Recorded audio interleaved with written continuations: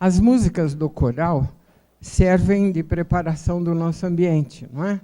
E então nós já vamos iniciar com a palestra. Hoje, sob a responsabilidade do nosso irmão Otacílio, que todos conhecem, mas quem sabe às vezes alguém não conheça. Otacílio Rangel Nascimento, professor doutor em física, professor na USP de São Carlos, não é?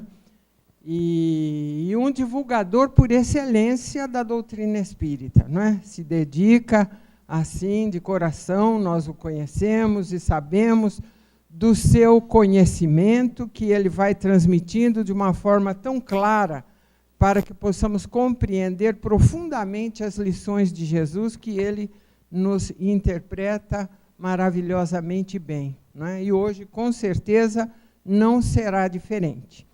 Nós vamos envolvê-lo na nossa vibração mais fraterna, no nosso carinho, para que, sentindo-se bem em nossa casa, ele possa nos trazer a lição que carinhosamente preparou para nós nesta tarde. Otacílio, que Jesus te abençoe.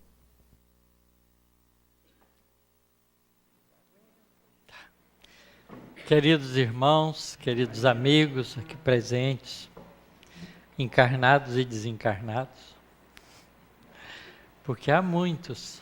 Quem tem medo do espírito pode sair correndo. É com muita alegria, com muito prazer que nós estamos aqui juntos nessa tarde agradável para aprendermos um pouco mais dos valores espirituais que Jesus nos tem trazido e que a humanidade ainda é extremamente carente desses ensinamentos.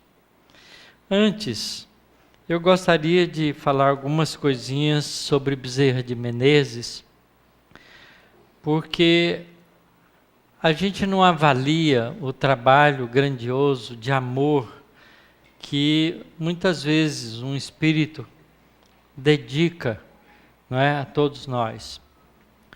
Bezerra de Menezes teve uma vida no Rio de Janeiro, não é, como foi para lá para estudar medicina, fez medicina, exerceu a profissão de uma maneira completamente diferente da grande maioria dos médicos de hoje.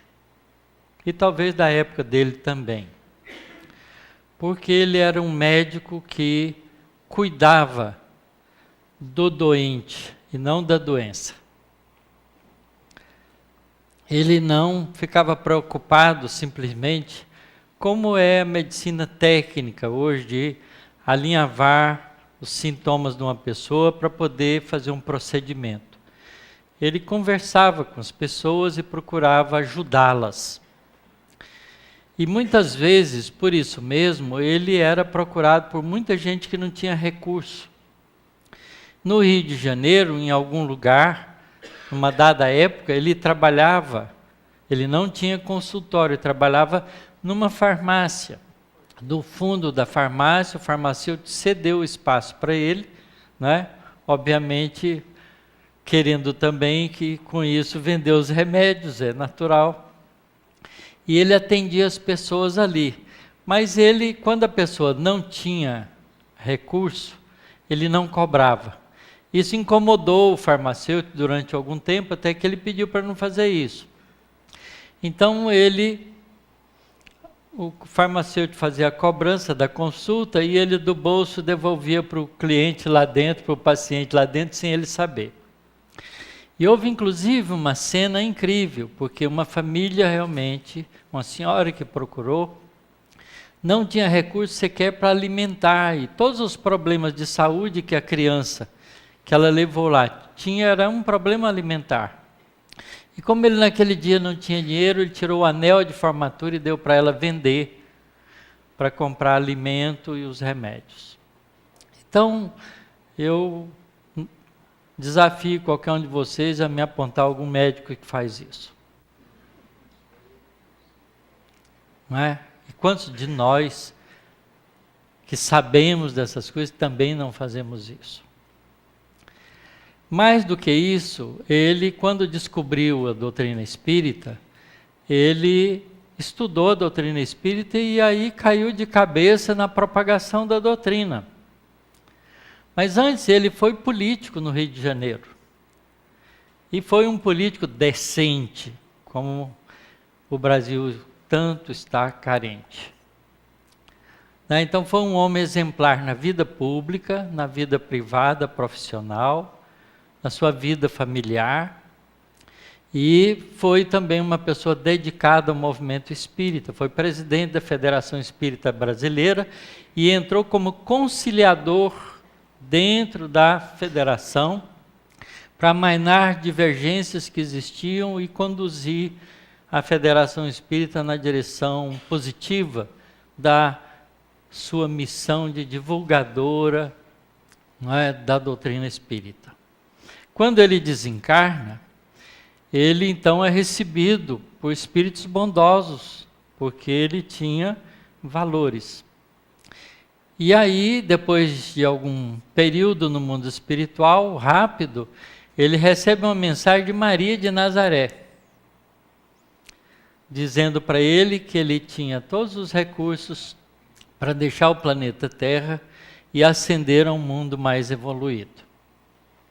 E ele então abre mão disso e pede a Maria de Nazaré que concedesse a ele a oportunidade de continuar entre nós no mundo espiritual, trabalhando pela divulgação do Evangelho de Jesus. E ela concedeu para ele um período para ele fazer isso, 100 anos. E ele está trabalhando no mundo espiritual em favor da mudança do nosso planeta de mundo de provas e expiações para mundo de regeneração. É um dos espíritos intérpretes desse trabalho de renovação do nosso planeta. Ele tem escrito muitas mensagens e falado psicofonicamente através do Divaldo Pereira Franco em apresentações públicas. Eu e a Léa tivemos a alegria de ouvi-lo através do Divaldo no primeiro Congresso Mundial de Espiritismo aqui no Brasil, em Brasília. E eu não vi ninguém sem lágrimas na comunicação dele. Eu mesmo fiquei impressionado comigo, porque eu fiquei extremamente emocionado e chorei que nem uma criança. E eu sou casca grossa. A Leia derrete logo, mas eu sou casca grossa. Não choro fácil. Ele é realmente um espírito impressionante. E há uma informação circulando entre o meio espírita que a gente nunca teve confirmação, mas eu vou passar para vocês porque eu acho que ela é procedente. Bezerra de Menezes foi o Zaqueu da história evangélica. Então ele conhece Jesus ali, na presença de Jesus. Jesus o destaca como um baixinho que não conseguia vê-lo e sobe numa árvore, num sicômoro, para poder enxergar Jesus. E Jesus o nota e diz: dá-te pressa, Zaqueu, de descer daí, porque vou hospedar na sua casa. Quer dizer, então é fantástico, porque Jesus sabia ler a alma. Quem quiser alguma informação mais depois sobre Zaqueu, leia o livro da Ivone Pereira, Ressurreição e Vida, ditada pelo espírito Leon Tolstói. Nesse livro acho que tem 6 histórias, uma delas é do Zaqueu, depois que encontrou Jesus, porque a gente depois não teve mais notícia. Então, só através do mundo espiritual. Então, esse é o Bezerra de Menezes que a gente, graças a Deus, tem trabalhando em favor de todos nós. Nós preparamos hoje para vocês, pode, deve. No dia da inauguração desta casa, ele fez, através dele, na reunião mediúnica, está lembrado? Nós tivemos a presença, o dia que inauguramos aqui, a presença de muitos espíritos, assim,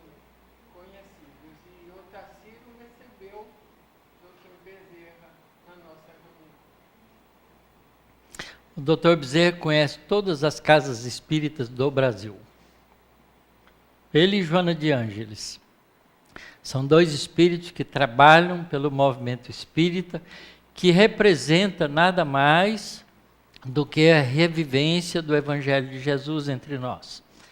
Então, é muito bom a gente poder, né, contar com espíritos assim que põem a gente para frente. Do Evangelho de Lucas, no capítulo 18, há uma lição muito interessante, que é conhecida como a parábola do moço rico, mas que o Haroldo, na tradução dele, chama de o jovem rico. O Haroldo é um tradutor, né, do Evangelho, a partir da versão grega antiga, e ele procura fazer nessa tradução, não uma tradução teológica, mas uma tradução literalista, obedecendo às regras da linguagem, do momento histórico, onde as histórias ocorreram, as lições ocorreram, buscando então contextualizar a lição de Jesus no ambiente em que ela foi criada, com os recursos que a história oferece e que a própria linguagem oferece. Porque a versão grega do Evangelho já é compilada de versões mais antigas e toda compilação sofre mudanças. Então, eu gosto muito do Evangelho do Haroldo, da tradução dele, porque quando tem uma palavra que pode ter mais significado, ele coloca o rodapé explicando isso para que a gente possa ter uma visão contextualizada da lição. Certo? Então, a lição começa assim: certo chefe o interrogou dizendo, quer dizer, era um jovem rico, mas ele tinha uma posição de destaque no meio, devia ser um chefe de sinagoga, algo do tipo, né? Bom mestre, fazendo o quê? Herdarei a vida eterna. Disse-lhe Jesus, por que me dizes bom? Ninguém é bom senão um, Deus. Sabes os mandamentos: não adulterarás, não matarás, não roubarás, não prestarás falso testemunho, honra teu pai e tua mãe. O moço, lhe disse, guardei todas essas coisas desde a minha juventude. Ao ouvir isso, Jesus lhe disse, uma coisa ainda te falta. Vende o quanto tens, distribui aos pobres e terás um tesouro no céu. Vem e segue-me. Quando ele ouviu essas coisas, ficou muito triste, pois era extremamente rico. A lição é cheia de informações preciosas, não é? Mas ela continua ainda. Vendo-o, disse Jesus, quão dificilmente os que possuem riqueza entram no reino de Deus. Pois é mais fácil entrar um camelo pelo orifício de uma agulha do que um rico entrar no reino de Deus. Os que ouviram disseram, e quem poderá ser salvo? Ele disse, as coisas impossíveis para os homens são possíveis para Deus. E aí Pedro, que estava no meio, disse, eis que nós, os discípulos, deixando as próprias coisas, te seguimos. Ele lhes disse, amém vos digo que não há ninguém que tenha deixado casa, ou mulher, ou irmãos, ou genitores, ou filhos, por causa do reino de Deus, que não receba neste tempo, muitas vezes mais, e na era vindoura, a vida eterna. Olha, é uma lição extremamente preciosa. E obviamente que uma leitura só não deixa a gente capturar da lição todos os coloridos, né, todos os nuances que ela deixa para a gente. Então vamos analisá-la devagar, sem pressa. Está todo mundo bem acomodado, em cadeiras almofadadas, então vamos lá. Quer dizer, a primeira observação que Jesus faz ao chefe que diz bom mestre, é dizer para ele que bom só há um. Isso já arrasa com a gente. Porque nós vivemos nos comparando uns aos outros e querendo ser os melhores. E Jesus, na sua grandeza espiritual, diz: só há um, que não é Ele, é Deus. Porque todo espírito é passível de evolução. Portanto, não está pronto. Não pode se julgar bom. Porque bom é uma palavra absoluta. Não é? Na nossa imperfeição e nas nossas dificuldades de linguagem, a gente inventa recursos para criar uma gradação de bondade. Bom é bom, acabou, é contrário de mal. Então é tudo que é bom. Já é uma palavra completa. Então não precisa dizer muito bom. Muito bom é exagero de linguagem, não é? É para dar ênfase ao significado da palavra bom. Então Jesus chama atenção para isso e coloca o modelo de bondade, que é Deus, não ele.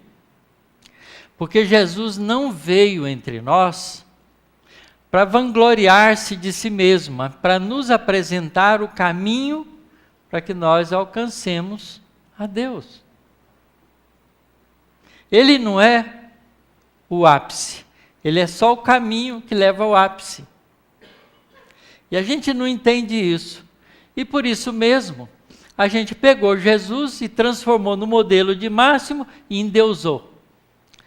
Para a grande maioria da cristandade, Jesus é Deus.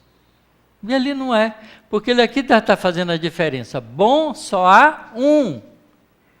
Por que me chamais bom? Bom só há um, Deus. E a gente não percebe, né, isso se não parar para pensar. Se tiver pressa de entender a lição, a gente não entende coisa nenhuma. Porque a gente vai perdendo a beleza dos ensinamentos espirituais que estão em poucas palavras, mas com uma profundidade universal. Isso nos escapa, porque a gente pensa como homem, não pensa como espírito. Quando a gente pensa como espírito, a gente quer ver o lado espiritual das coisas. E essa lição é um desafio para nós fazermos isso. E aí ele segue, dizendo: ora, você sabe os mandamentos. E declina para ele os mandamentos que ele sabia. Tanto é que ele sabia que ele diz: ah, mas isso eu faço desde jovem. Quer dizer, ainda tem mais. A pessoa que entra no trabalho de desenvolvimento espiritual e tem alguma consciência disso, mas ainda pensa como homem, acha que já está quites com os deveres religiosos. Aí eu cumpro meus deveres religiosos. Vou no centro, tomo passe, faço culto do evangelho no lar, mas continua mentindo, trapaceando, furando fila, criando problemas para os outros, impaciente. Quer dizer, não adianta nada Não é esse o conceito. O conceito é bom, só há um, que é o nosso modelo maior. E aí ele diz, então, e ele fala, não, eu faço isso desde a minha juventude. Então, por que ele perguntou? Se ele já faz tudo isso, ele já herda o reino dos céus. Porque a pergunta dele é essa: fazendo o que herdarei o reino dos céus? Herdarei a vida eterna. Porque mesmo os judeus da época de Jesus não compreendiam os valores espirituais que eles tinham transcrito no livro sagrado deles, a Torá, que deu origem ao Velho Testamento nosso. Não é? A religião era um procedimento, era uma espécie de regra ética social. E ela tem sido isso desde sempre. Tanto é que as religiões, né, disputam a prioridade do céu. Porque religiosos de uma religião acham que os outros, se não for convertido para dele, não tem chance de ter a vida eterna. Não é? Nós já tivemos Papa afirmando que a única igreja cristã legítima é a católica. Não é? Não foi esse Papa Francisco. Mas essa declaração é uma declaração ainda vigente na grande maioria das igrejas por aí. E não é isso que Jesus está dizendo. Jesus está dizendo que a gente tem que buscar fazer a troca máxima. Uma coisa ainda te falta. O que falta? Vender tudo, dar aos pobres? E aí, como é que você vai viver? Vai virar pobre e vai pedir? Será que é isso que Jesus quis dizer? Não, claro que não. Porque a frase seguinte é que é a chave do entendimento. Vem e segue-me. Faz a troca dos bens materiais pelos bens espirituais. Essa troca. Que a gente não percebe. E ela é tão difícil de fazer que Jesus faz uma comparação esdrúxula. É mais fácil um camelo passar no fundo de uma agulha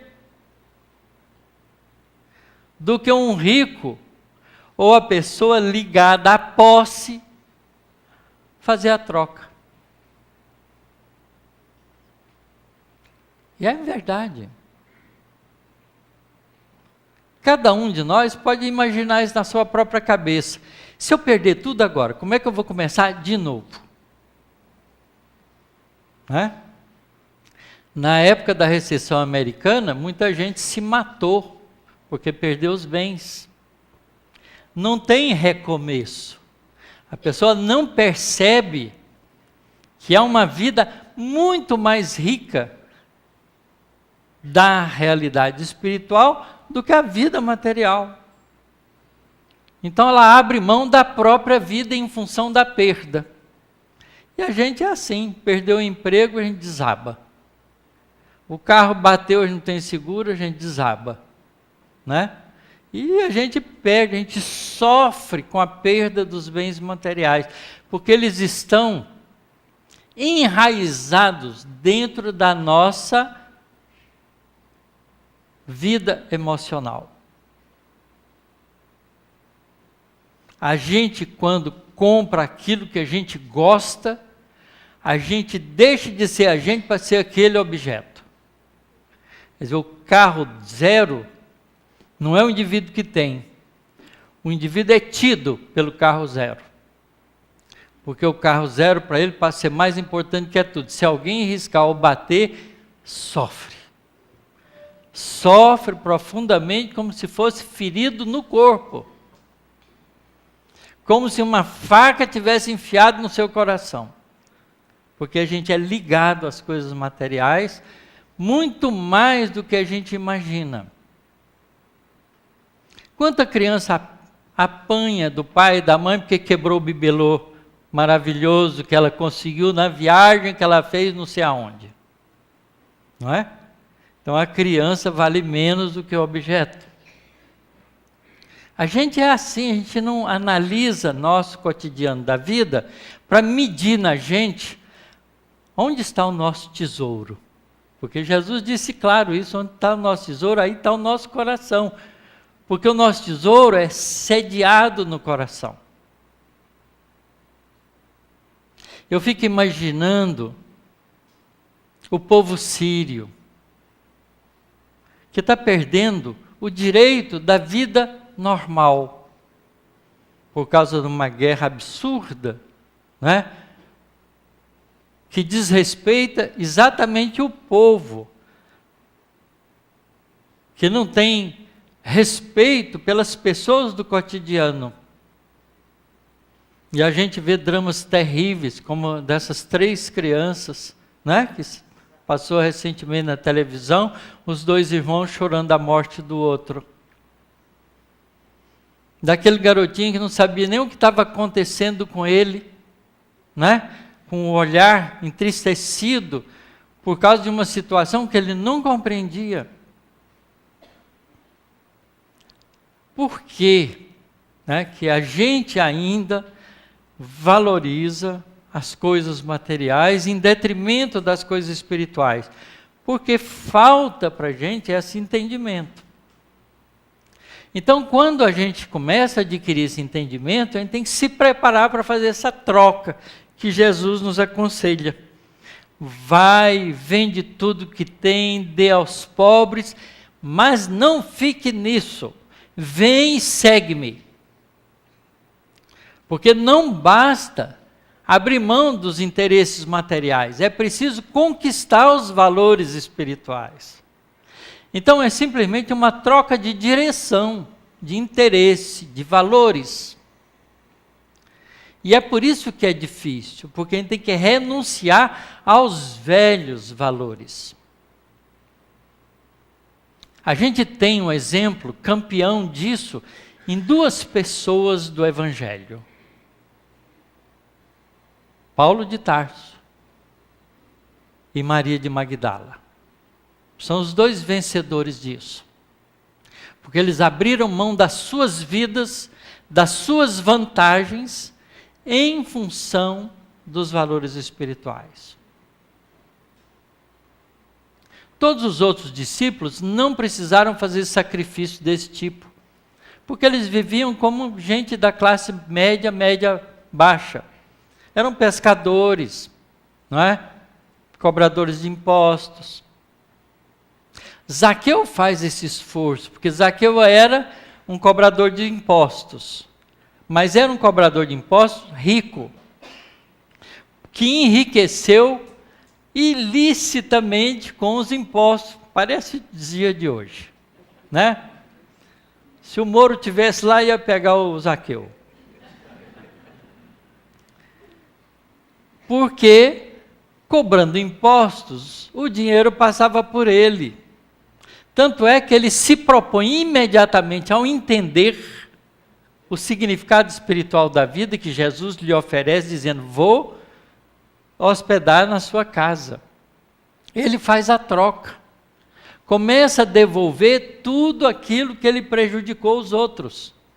E começa a abrir mão dos interesses materiais pelos interesses espirituais.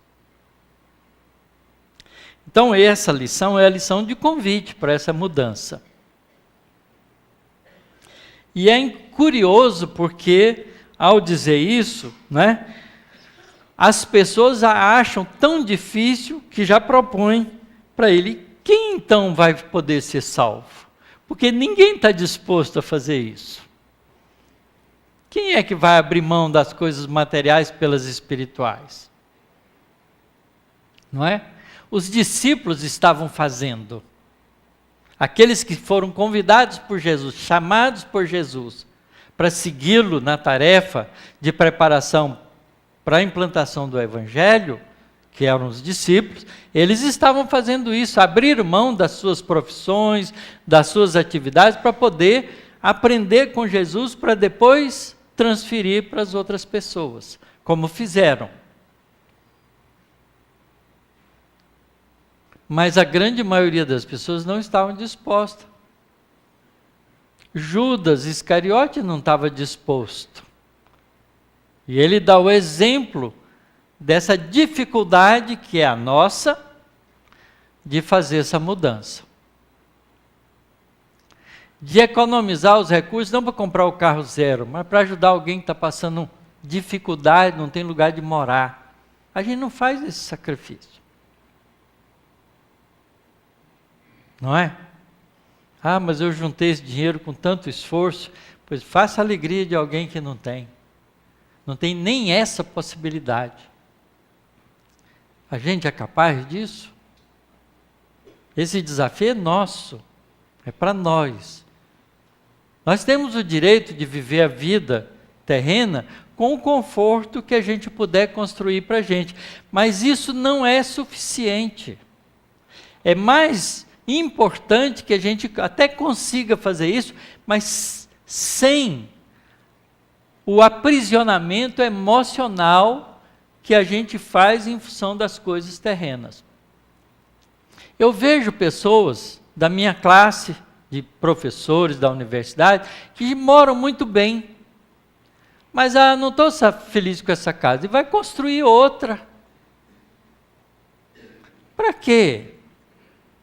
Para ficar, não sabe nem se vai ficar um ano nela, às vezes nem muda para casa nova, porque pode morrer antes, não é? A gente projeta o nosso futuro aqui, agora. Tem muitas religiões de caráter evangélico que acham que o reino de Deus está na terra. É aqui que nós vamos gozar a felicidade eterna. Na ressurreição. A gente vai ressurgir, mas vai continuar aproveitando as coisas boas da terra. Quer dizer, uma visão muito pequena e muito estreita das lições espirituais que Jesus tem trazido para nós, nas suas lições. E essa lição do moço rico é a lição do momento, não é? Porque a gente tem esse desafio na nossa vida, todos nós temos. E a gente tem que parar para pensar nisso, porque o moço rico é só o nosso intérprete no questionamento a Jesus, porque todos nós queremos uma vida espiritual boa. Principalmente a gente já sabendo que a vida continua, né, para sempre como realidade espiritual. Então, perder um momento na Terra não significa nada do ponto de vista espiritual. Na verdade, nós somos espíritos que temos mais de 1 milhão de anos. Todos nós. Da ordem de 1 milhão de anos, pelo menos. Como espíritos, nós já frequentamos todas as eras da Terra.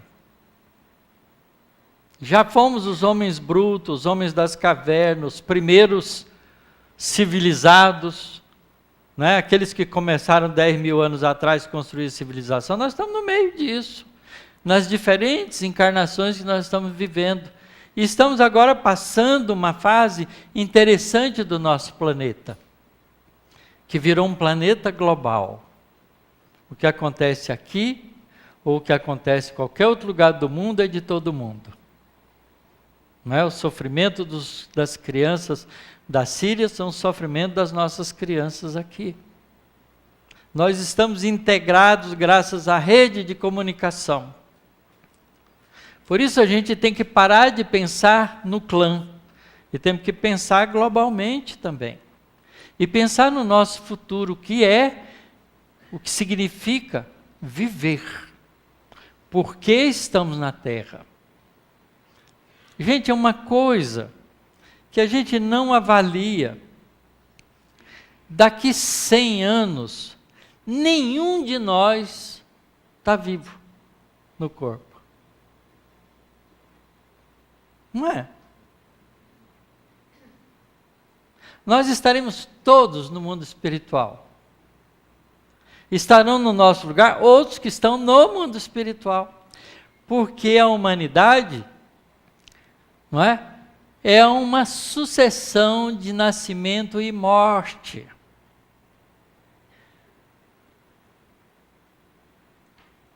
Há pouco tempo ele era jovem espírita, agora é pai de família, né? Todos nós lembramos da nossa infância, parece que foi ontem, mas daqui um pouquinho nós estamos do outro lado. E o que nós estamos fazendo por nós mesmos como espíritos imortais? Esse é o convite de Jesus. Te falta ainda uma coisa. Não basta frequentar um esquema religioso, cumprir determinadas regras religiosas. É preciso fazer a grande mudança, trocar o interesse material pelo interesse espiritual e seguir Jesus.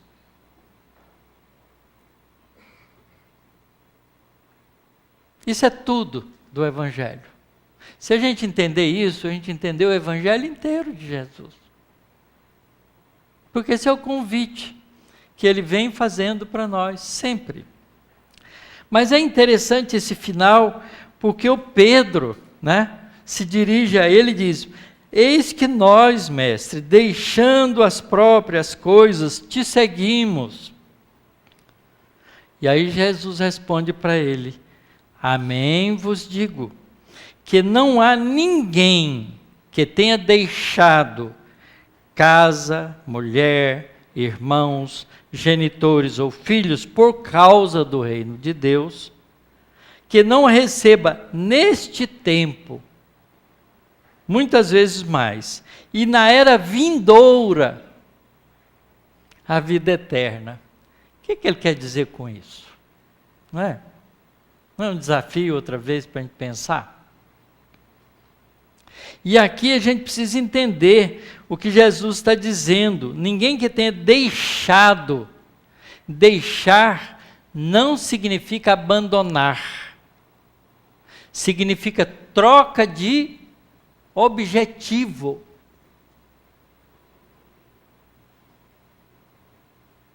Troca de objetivo. Nós não precisamos deixar a nossa casa, a nossa mulher, nossos irmãos, nossos pais. Porque está escrito que a gente tem que amar os próximos como a nós mesmos. Então, é deixar do ponto de vista do que é mais importante. Ora, se para ajudar meu filho eu tenho que cometer uma desonestidade, eu não ajudo meu filho. Porque a honestidade é princípio espiritual. É essa troca.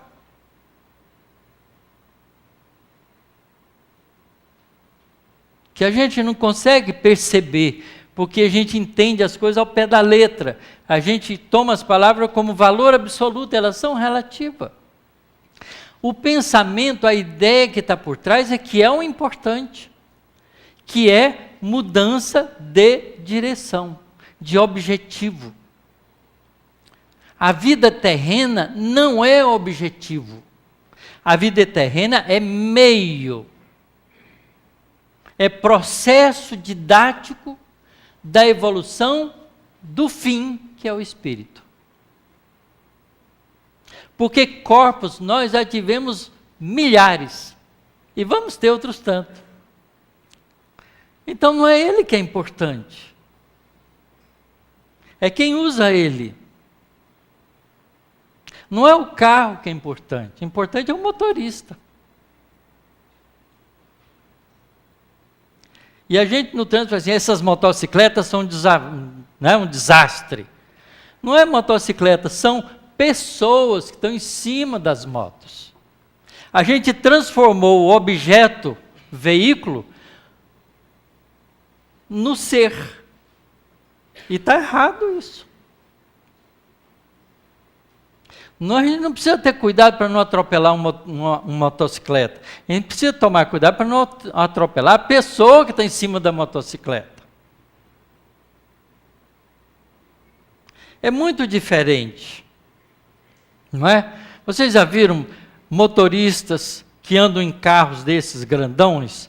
Porque eles acham, porque eles são grandões, têm direito. Eles entram na sua frente, né? Não te respeitam, porque você sabe que se bater nele, é você que leva o prejuízo. Então, ele está pensando isso. Ele está comparando, não pessoas, mas objetos. Os indivíduos deixaram de ser indivíduos na concepção imediatista do cotidiano. E a gente então perde a referência de valores, porque os valores são as coisas materiais. Estragar meu carro é chato, né? Mas se eu perder a vida, isso não tem importância.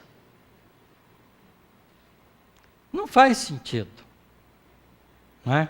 Então, é um chamamento interessante. E aí Jesus diz para eles que esse esforço que eles estão fazendo de investir na conquista dos valores espirituais, trará para eles, nesse tempo, muitas vezes mais compensações.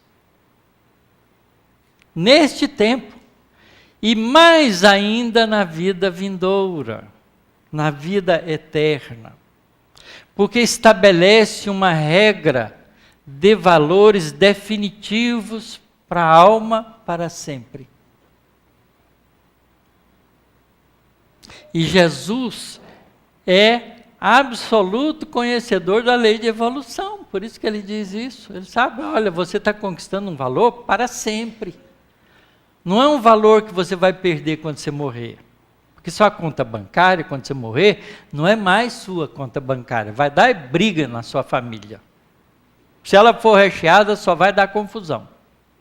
Então, se puder, divide ela antes. Distribui-la logo. Faz o bem com ela.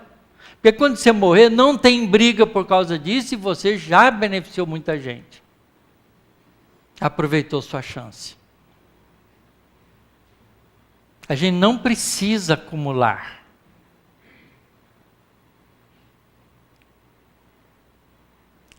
Mas a gente acumula. Todos nós vamos fazer um exercício hoje. Chegar em casa, olhar o guarda-roupa. Não precisa mais do que isso. Eu tenho uma filha que adora comprar sapato. O marido dela chama ela de centopeia. Porque só tem um par, né, de pé e tem não sei quantos pares de sapato. Tem sapato que, não, mesmo que ela queira usar um por dia, né? Vocês lembram da esposa do rei da Pérsia, né? Que tinha 2.000 pares de sapato?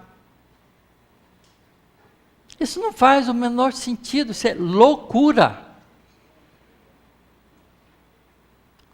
Se a gente pelo menos fosse correto com a gente, para cada par de sapato que você compra, você dá 1 ou 2. Aí faz sentido, pelo menos, porque você está transferindo recursos para os outros. Não é? Mas a gente acumula. E aí tem que pagar alguém para limpar o sapato, porque fica estocado sujando. Nossa, quantas roupas a gente tem no guarda-roupa que a gente tem 1 ano que a gente não põe? Se num ano não pôs, ela não precisa. Não faz sentido, joga ela para outro. Dá ela para quem está precisando. A gente devia ser mais comedido com as coisas. Utilizar dos recursos materiais só para facilitar o nosso progresso espiritual. Porque eles são meios, não são finalidades. E Jesus está nessa lição convidando para a gente fazer essa troca. Por isso ele está certo. Essa troca é difícil de fazer. É mais fácil passar o camelo no fundo da agulha. É uma figura, né, de retórica forte. Vocês imaginam o tamanho do camelo. E pensa numa agulha com fundo. É um absurdo, um exagero dizendo que é quase impossível. Na verdade, essa tradução provavelmente já tem alguns enganos, porque não é bem um camelo, é a corda que era feita com a lã do camelo, que tinha o mesmo nome do camelo. E corda e agulha faz sentido. Agora, a corda é grossa, não passa no fundo da agulha. A imagem continua sendo boa. Então, nós temos que aproveitar essas lições, porque são lições de Jesus para nós. Primeiro, bom só há um. Isso é fundamental, para a gente não ficar se comparando uns com os outros, porque quando a gente compara, a gente julga, e quando a gente julga, a gente comete erro. Porque a gente julga com a nossa ótica, que é uma ótica vesga, completamente vesga. Porque a gente nunca consegue ver o coração de alguém. A gente vê só uma casca. A gente não sabe o poder de transformação que qualquer pessoa pode ter. Paulo de Tarso era criminoso. Jesus vê o valor dele e o convida. E ele muda para ser o defensor dos valores espirituais no mundo em que ele viveu, na época em que ele viveu. Difundiu os ensinamentos de Jesus por todo o Oriente Médio que ele pôde. A Ásia Menor, por todo lugar que ele pôde. Imagine, andando a pé, porque naquela época não tinha esse negócio de carro, né, rodovia, ferrovia, nada disso, não, era andando a pé, caminhando. Ele fez a troca integral. Ele era doutor da lei, um dos 40 do Sinédrio que dirigia o povo palestino. Na época, ele abre mão disso, abre mão da família, porque quando ele se declara para o pai o escorraça da casa dele. O pai o renega, porque ele abandonou tudo em função do Evangelho de Jesus. Essa é a troca que Jesus está nos conclamando fazer. A gente respeita os nossos parentes que não têm ainda o entendimento espiritual, mas não precisa deixar de investir nos valores espirituais por causa deles. Porque eles são eles, você é você.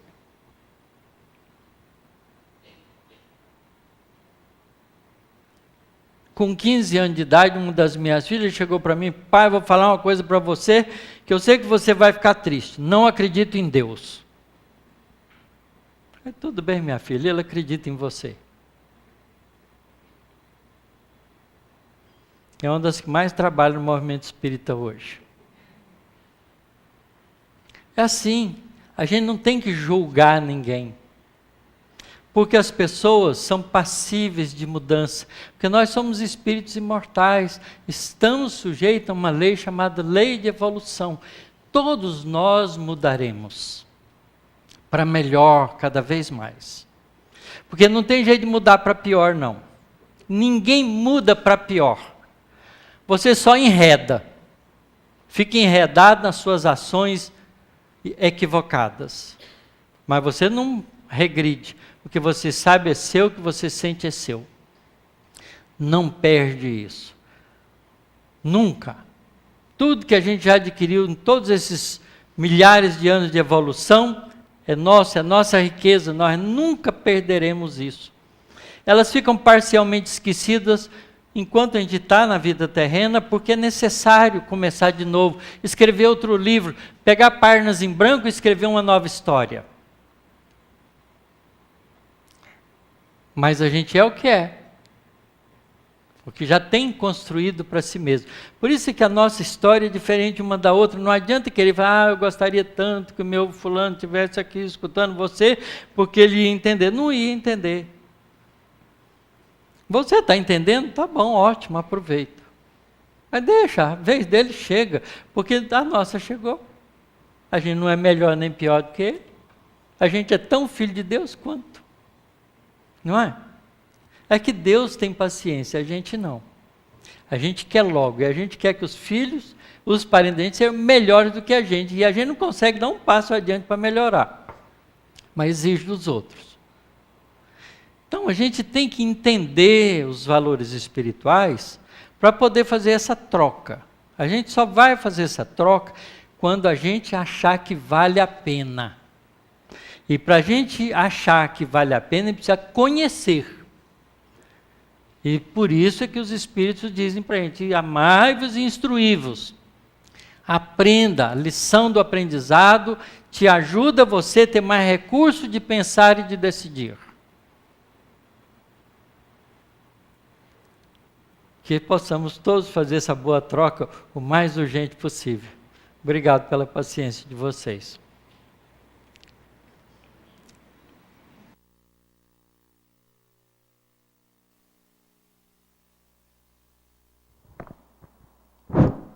Eu não falo sempre, quando ele abre a boca a gente aprende.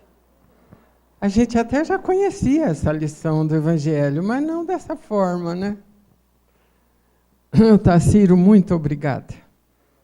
Que Deus te abençoe, te ilumine, para que você possa estar constantemente fazendo esse trabalho belíssimo que você faz de divulgação e ensinando as pessoas de uma forma tão clara. Porque esse é o ponto, né? Muitos explicam, mas não com tanta clareza como ele o faz. Então, isso é ótimo para nós que vamos aprendendo, né? Vamos orar a Deus, o nosso Pai, a Jesus, o nosso Mestre, em agradecimento.